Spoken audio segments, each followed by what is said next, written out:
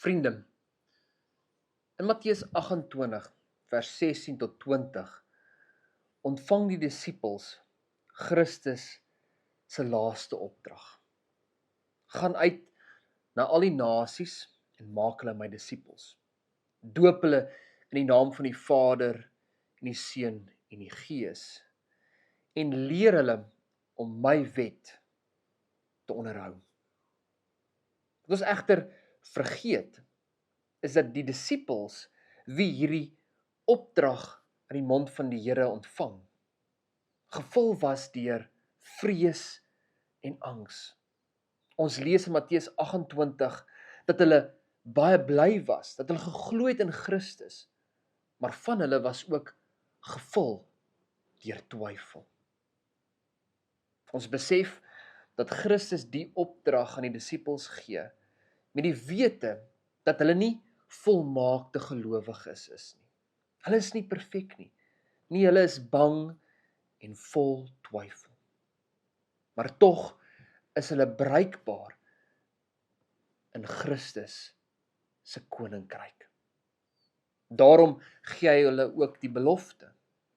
Ten spyte van julle vrees en julle angs, moet julle onthou, ek is met julle tot en met die volëinding van die tyd. So vriende, kry ek en jy ook dieselfde opdrag. Gaan uit na die wêreld, getuig van Christus in woord en in daad.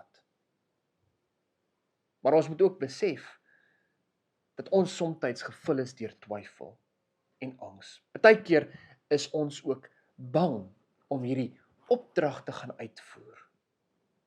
Ons is nie perfek nie. Ons is nie supergelowiges nie. Ons glo aan die een kant, maar aan die ander kant is ons ook gevul deur twyfel. Dit neem egter niks weg van Christus se opdrag nie. Steeds ten spyte van ons tekortkominge, ons twyfel en selfs ongeloof, kan ek en jy diensbaar wees in die koninkryk van God. Ons kry ook natuurlik dieselfde belofte as die disippels. Ek is met julle tot en met die volëinding van die tyd. Kom ons gaan dan uit, vriende, die wêreld in. Kom ons gaan tuig op watter wyse ook al van Christus. Ja, ons mag dalk twyfel, ja, ons mag dalk bang wees. Somstyds worstel ons met ons eie tekortkominge. Maar ons moet altyd onthou, ons is bruikbaar in die koninkryk van God. Amen.